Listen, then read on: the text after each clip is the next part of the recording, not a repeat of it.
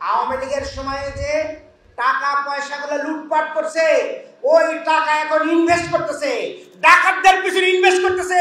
তোরা ডাকাতি কর, তোদের এই বকশিশ দিয়ে দিলাম, তোরা চুরি কর, ছিনতাই কর, তোরা ছিনতাই করে টাকাও পাবি আর উপরি তোরা দিলাম। এটা প্রিয় ভাইরা, এইভাবে আজকে প্রমোট করা হচ্ছে।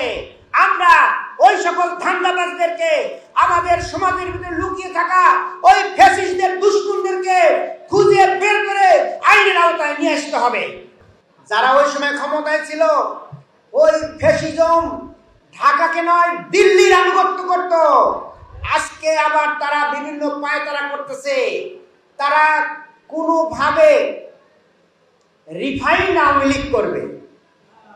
আরে ভাই, আলকাতরার ভিতরে রিফাইন করলে কি পাওয়া যাবে? আলকাতরাই পাওয়া যাবে। কয়লা ধুলে ময়লা যায় না। কুকুরের লেজে ঘি দিয়ে ঢাললেও ওই কুকুরের লেজ সোজা হবে না।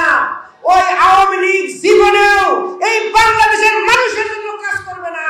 ওরা ভারতের আধিপত্যবাদকে স্বীকার করে নেবে। আর সেই আওয়ামী লীগ আসলে এই দেশে অপকর্ম বেড়ে যায়, খুন ডাকাতি লুণ্ঠন বেড়ে যায়, ধর্ষণ।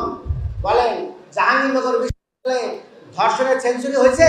আজকে নানান ধরনের কথাবার্তা হচ্ছে, নাটক করতেছে। বলেন এই ধর্ষণের প্রতিবাদে নাটক করতেছে যারা আওয়ামী লীগের ইনভেস্টমেন্ট। আমি একজন বড় একজন এই প্রশাসনিক কর্মকর্তা যারা আইন শৃঙ্খলা নিয়োজিত, তাদের সাথে কথা বললাম। উনি বলতেছেন যে শোনেন, আমরা তো চোর বাটপার ডাকাত থেকে ধরে নিয়ে আসতেছি, কিন্তু থামানো যাচ্ছে না। বললাম তো কারণটা কি? বলছে কারণ হলো আওয়ামী লীগের সময়ে যে টাকা পয়সাগুলো লুটপাট করছে, ওই টাকা এখন ইনভেস্ট করতেছে, ডাকাতদের পিছনে ইনভেস্ট করতেছে। তোরা ডাকাতি কর, তোদের এই বকশিশ দিয়ে দিলাম, তোরা চুরি কর, ছিনতাই কর, তোরা ছিনতাই করে টাকাও পাবি আর উপরি তোরা দিলাম। এটা প্রিয় ভাইরা, এইভাবে আজকে প্রমোট করা হচ্ছে। আমরা ওই সকল ধান্দাবাজদেরকে, আমাদের সমাজের ভিতরে লুকিয়ে থাকা ওই ফ্যাসিস্টদের, দুষ্কৃতীদেরকে খুঁজে বের করে আইনের আওতায় নিয়ে আসতে হবে।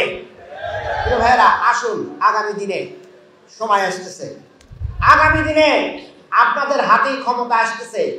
ভোটের মাধ্যমে আপনারা এই ধরনের লোকজনকে খুঁজে বের করবেন যারা কোরআনের পক্ষে কথা বলবে, কোরআনের আইন অনুযায়ী রাষ্ট্র কাঠামো পরিচালনার চেষ্টা করবে। সেই জাতীয় লোকদেরকে আগামী দিনে আপনারা ক্ষমতা নিয়ে আসবেন। ঠিক আছে ইনশাল্লাহ? প্রিয় ভাইরা, আর একটা কথা পরিষ্কার করি যে যারা যতই লাফালাফি করুক, সরকারকে শক্ত থাকতে হবে। আপনারা আপনাদের প্রয়োজনীয় সংস্কার করবেন, এরপরে নির্বাচনের ব্যবস্থা করবেন, বিচার করবেন, তারপরে নির্বাচনের ব্যবস্থা করবেন। আসুন আমরা সবাই ঐক্যবদ্ধভাবে দেশের জন্য কাজ করি, দেশকে এগিয়ে নিয়ে যায়। আল্লাহ আমাদের তৌফিক দান করুন।